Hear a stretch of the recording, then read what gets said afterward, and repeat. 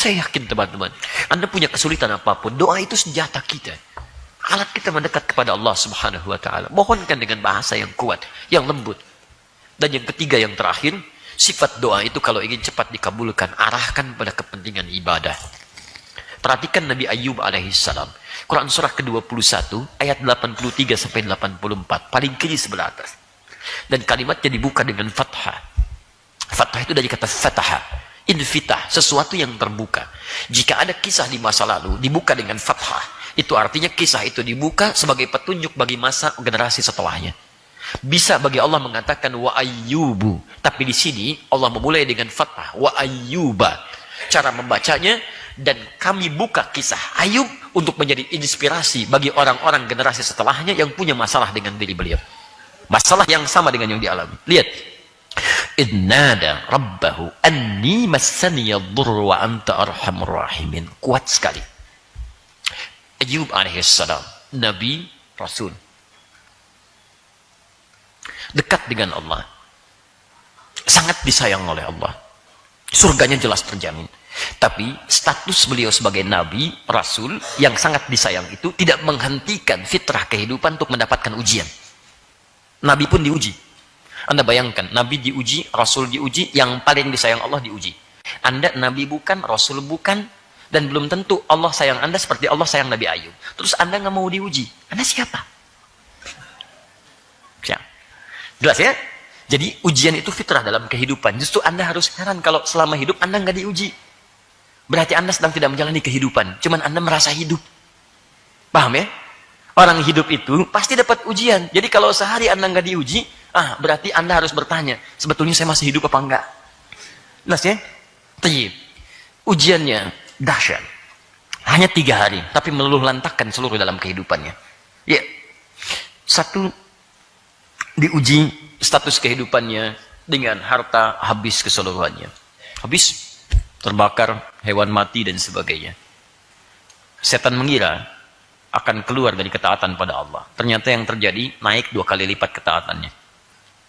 Ujian kedua, masuk pada keluarganya. Semua anak-anaknya wafat. Sehari 12 anak. Mengeluh? Tidak. Meningkat ketaatannya. 3, diberikan penyakit. Ya, penyakit yang kiranya tidak pernah dialami orang sebelumnya, tidak akan dirasakan orang setelahnya. Hati-hati ya. Saya ingin tegaskan, saya belum mendapat riwayat yang valid tentang jenis penyakitnya. Kalau di Quran tidak sebutkan jenisnya, ini artinya bukan untuk dicari jenisnya, tapi untuk diambil hikmahnya. Jadi antum tidak perlu kreatif mengarang jenis penyakitnya. Jelas ya? Nabi Ayub terkena penyakit kulit, kena belatung. Belatungnya banyak lagi. Begitu mau sholat, dicopot dulu belatungnya. Sudah sholat, dipasang lagi. Ada kerjaan. Nggak ada kerjaan. Jelas ya? Tapi penyakit ini tidak diderita orang sebelumnya, tidak akan dirasakan orang setelahnya. Poinnya adalah, lihat baik-baik. Beliau diuji dengan kesenangan, konon 20 tahun. Ujian itu, sakit, anak meninggal, 12, harta habis semua, 7 tahun berlalu. Istrinya datang. Bahasa kita, Pak, mohonlah kepada Allah, sembuhkan penyakit. Istrinya hebat, tidak minta kaya. Coba kalau ibu istrinya jadi istri Nabi Ayub. Mumpung bapak Nabi, kapan lagi jadi Nabi? Masya Allah. Pak, minta sembuh, kaya, plus punya anak lagi. 3, istri Nabi Ayub, karena tarbiyahnya jalan, bahasa kemanusiaannya sederhana, minta sembuh. Minta sembuh. Apa jawab suaminya? Kata suaminya, berapa lama kita diuji kesenangan? 20 tahun.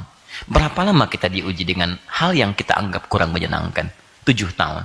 Nanti saja kalau ujian yang ini sudah sebanding dengan senangnya kita selama 20 tahun, baru saya bermohon kepada Allah untuk disembuhkan. Saya malu. Baru 7 tahun sudah bermohon kepada Allah, malu, belum sebanding dengan kenikmatan yang pernah kita raih. Jadi kaidah yang ketiga, begitu penyakit itu mulai mengganggu Nabi Ayub untuk menunaikan ibadah. Ini poinnya. Saat penyakit datang, ibadah ditunaikan nyaman, itu tidak ada masalah. Minta. Tapi ketika mulai mengganggu itu durun bahasa Arabnya. Durun, sudah ada gangguan fisik, sudah tak nyaman ibadah dan sebagainya. Maka mulailah bermohon kepada Allah. Ya, lihat kalimatnya. Idnada Rabbi anni masaniya dhurru wa anta arhamur rahimin. Ya Allah, penyakit ini sudah mengganggu saya untuk bisa fokus beribadah kepadamu. Mengganggu kekhusyuan saya untuk beribadah kepadamu. Maka mohon ya Allah, hanya Engkau yang paling sayang kepada saya. Sembuhkan saya ya Rabb, agar bisa nyaman lagi ibadah kepadamu. Kalau pada yang paling sayang saja kepada saya tidak menyembuhkan, lantas kepada siapa lagi saya mesti memohon? Anda tahu apa yang terjadi?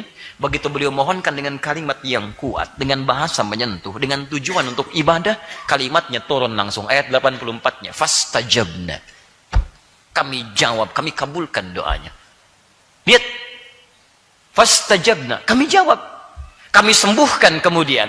Penyakitnya, hebatnya, lihat kalimatnya. Ini yang paling indah. Kemudian kami kembalikan keluarganya. Wa atainahum mislahum. Ya. Wa atainahum, kami kembalikan lagi keluarganya, dan yang paling indah yang semisalnya. Wa mislahum ma'ahum rahmatan min indina. Wa mislahum ma'ahum. Lihat baik-baik. Tadi Nabi Ayub punya anak berapa?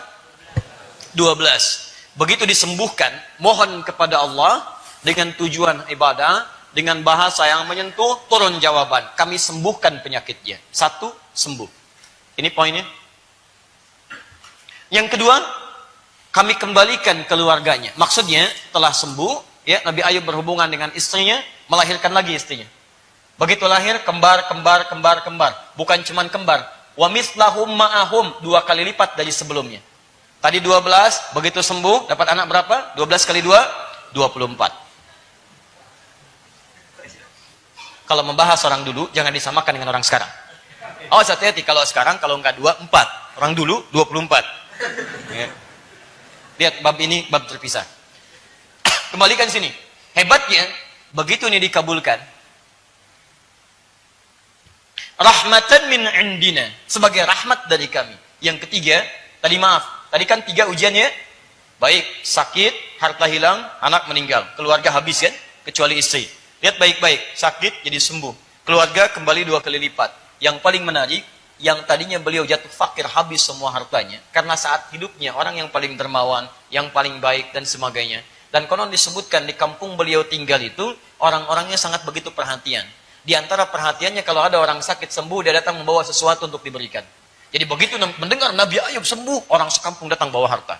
Kasih lagi, kayak 2 kali lipat dari sebelumnya. Masya Allah, 2 kali lipat. Perhatikan, pahala sabar, pahala qanaah, pahala istiqomah. Kalau ada yang begini, antum pun mau sakit itu. Ya. Cuman sayang kata Al-Quran, tidak akan pernah diderita orang sebelumnya, tidak dirasakan orang setelahnya. Tapi lihat bahasa Quran, lihat baik. Wa dzikra lil abidin. Ujung ayatnya yang paling indah. Ayat 84-nya, ujung ayatnya, wa dzikra lil abidin. Kalimat ini kata para ulama tafsir, menjadi penerang bagi kita semua yang hidup masa setelah Ayub. Lihat bahasa Qurannya. Wa dzikra. Dan kisah ini mesti menjadi pengingat lil abidin, untuk hamba-hamba Allah yang saleh, yang punya masalah yang sama dengan Ayub dan mengamalkan apa yang dikerjakan oleh Ayub. Maka kami akan berikan yang serupa dengan Ayub. Pada penyakit yang sama saja, Allah akan berikan kesembuhan yang sama. Sedangkan penyakit ini tidak diderita orang setelahnya. Jadi kalau Ayub saja bisa disembuhkan alaihi salam, masa antum yang penyakitnya tidak seperti Nabi Ayub tidak bisa mendapatkan itu? Maka lihat amalannya. Apa di antara amalannya? 1, qanaah, menerima apa yang ditetapkan oleh Allah Subhanahu wa taala. Antum jangan mengeluh. Masih beruntung antum yang dipilih sakit bukan orang lain. Bukankah sakit bisa mengampuni dosa ketika antum beristighfar? Coba lihat, semakin kencang tinggi penyakit, semakin dekat antum dengan Allah. Dulu antum sebelum sakit jauh. Sakit kecil baru astagfirullah, sakit berat baru tahajud. Hai silakan. Kemarin kemana aja? Sekarang tahajud, sekarang puasa, sekarang zikir, sekarang baca Quran. Kadang-kadang lewat penyakit, pahala Allah ingin berikan. Bukan karena sakitnya. Pahala antum yang belum dapat. Kalau sudah diberikan sakit luar biasa beratnya juga, dokter sana sini juga belum bisa bermohon, belum bisa memberikan yang terbaik. Ingat kaidahnya ya. Kalau makhluk sudah mengangkat tangannya, itu pertanda dari Sang Khalik, Allah Subhanahu wa taala, agar Anda cepat kembali kepadanya. Jadi kalau semua sudah angkat tangan, sudah hand up semua, give up, itu tanda langsung dari Allah supaya Anda langsung memohon kepada Allah tanpa perantara. Itu poinnya. Karena Allah sedang mencintai Anda. Maka Anda cepat respon itu. Tingkatkan ibadah, tingkatkan ibadah. Bukankah sakit mengampuni dosa? Istighfar. Ada jemaah kita saat pertama saya datang ke Bekasi, diuji oleh Allah dengan penyakit. Ya, padahal baru ikut sekali kajian. Satu dari pramugari, stewardess dia. Ya, Masya Allah. Satu kajian datang, sesi yang kedua beliau tidak ada, kemudian saya menerangkan dalam kajian akhwat muslimat, di belakang ada yang terisak. Kenapa saya bilang? Teman kita Ustaz, masa kritis padahal baru ikut pengajian. Oh baik, Ustaz mohon doa. Insya Allah kita doakan. Kita lanjutkan dulu, nanti di akhir kita doakan. Kemudian mau berakhir, ada semakin kencang tangisan. Kenapa Ustaz? Kami dapat berita, kawan kami sudah dipanggil oleh Allah subhanahu wa ta'ala. Saya katakan inna lillahi wa inna ilaihi raji'un. Kemudian Masya Allah, Anda tahu apa yang terjadi? Itu Kamis malam Jumat. Malam Jumatnya saya datang ke rumahnya. Masya Allah, begitu datang kami takziah, luar biasa. Belasan atau mungkin puluhan tahun dia berkarir dalam kehidupannya, yang datang cuma bunganya. Tapi dia sekali ikut taklim, yang datang jemaah pengajiannya. Datang, suaminya ikut datang, istrinya ikut datang. Masya Allah, luar biasa. Saya bilang betapa beruntung perempuan ini. Begitu dia mau kembali kepada masanya, kita nggak bisa nolak ajal. Ajal itu nggak akan bisa dipilih kapan Anda perginya. Kapan Anda kembalinya, bisa dengan cara apapun. Tapi Allah berikan jalan terbaik untuk perempuan ini pulang. Apa yang terjadi? Allah berikan sakit, dan Allah isolasi di rumah sakit, supaya disitulah dia mendekat kepada Allah subhanahu wa ta'ala. Dalam bahasa manusia, tidak sembuh. Dalam bahasa nilai keimanan kita, hei, dijaga oleh Allah, supaya tidak balik lagi mendengar yang haram lagi, melihat yang salah lagi, mengatakan yang tidak baik lagi, bergaul dengan orang-orang yang tidak baik lagi. Ditutup di situ sampai wafatnya kepada Allah subhanahu wa ta'ala. Saya katakan betapa beruntung ketika pulang, dia sudah diampuni dari dosa-dosanya, insya Allah, dan dijaga tidak berbuat maksiat lagi. Pertanyaannya, maaf, kita bagaimana cara kembalinya? Tahu apa yang terjadi? Ini meninggal tempatnya di sini. Ya, saya katakan, malaikat maut datang menjemput nyawanya. Saya tidak tahu malam ini malaikat mau kemana. Tiba-tiba apa yang terjadi? Besoknya, ini tempat kami tinggal, malaikat maut cuman lompat sekompleks ini. Ini yang meninggal. Ini ibu-ibu, ini seorang bapak. Aktif di perusahaan macam-macam dan sebagainya. Qadarullah meninggal. Meninggalnya pun bagus, Masya Allah. Dan ketika meninggal, keaktifannya di perusahaan hanya meninggalkan karangan bunga. Yang paling hebat yang datang siapa? Orang-orang masjid dan mengatakan, Ustaz, tahukah Ustaz kalau itu pejuang subuh? Datang subuh, Masya Allah. Antum, bagaimana cara kembalinya? Karena kita tidak bisa memilih. Antum bisa pulang duluan, saya bisa belakangan. Atau dibalik, saya belakangan, antum duluan. Bisa terjadi. Ya. Antum katakan, sama aja Ustaz. Boleh, ya. Saya duluan setelah antum, gak ada masalah. Ya. Jadi, minta dengan bahasa yang kuat, mohon kepada Allah, minta. Dan minta dengan tujuan itu, ibadah. Ibadah. Ya. Arahkan ke situ. Ya Allah, saya mohon ya Rabb. Saya mohon ya Rabb. Saya mohon berikan hidayah kepada kedua orang tua saya, ya Allah. Saya mohon supaya dengan itu semua saya bisa salat bersama mereka, ya Allah. Bisa mengimami mereka, ya Allah. Bisa berhaji ke Baitullah. Bisa meningkatkan takwa kepadamu. Ketika permohonan diarahkan pada ibadah, lebih cepat dikabulkan dibandingkan dengan urusan dunia saja. Konsep ini bisa dipakai dalam turunan kehidupan kita. Maaf, antum sering bermohon kepada Allah. Kenapa cuma minta dunia? Coba cek, kebanyakan orang yang belum punya kendaraan, itu sukanya minta kendaraan. Kurang pak, kurang lengkap kalimatnya. Minta kendaraan, tujukan untuk kepentingan ibadah. Ya Rabb, PTM jaraknya cukup jauh dari tempat saya, ya Allah. Jalan kaki berat, ya Allah. Datang kajian sudah selesai. Ya Rabb, mohon berikan kesempatan. Jadikan, ya Allah, bagian dari kehidupan saya mendapatkan raihan dari surga. Dengan kendaraan yang mengantarkan saya pada penuntutan ilmu yang baik. Saya ingin merubah hidup saya, ya Allah. Saya ingin hijrah, ya Allah. Saya ingin lebih baik sholat, ya Allah. Saya ingin belajar. Saya nggak minta banyak, ya Allah. Motor. Misal gitu kan. Minta. Dengan bahasa yang baik. Itu biasanya lebih menarik gitu. Ya, dan biasanya lebih cepat menghasilkan suatu kebaikan. Ya, butuh rumah, cari rumah 1 miliar misalnya, atau taruhlah berapa, mohon, ya Allah, saya sudah banyak menunaikan sholat, ya Rabb, sesuai dengan kuasamu, sesuai dengan pengetahuan. Tapi mohon, ya Rabb, sampai saat ini saya belum punya kemampuan berzakat dengan maksimal, ya Allah. Mohon sebelum wafat beri kesempatan saya berzakat. Saya tidak minta banyak, ya Allah, mohon berikan 25 juta saja untuk berzakat. Masya Allah. Zakat berapa persen? 2,5%. 25 juta itu berarti mintanya berapa? 1 miliar. Baik ya? Ya, untuk zakat 25 juta, sisanya beli rumah. Masya Allah. Ayo praktekkan. Sekira malam-malam tahajud semua lagi ya, minta. Luar biasa. Baik.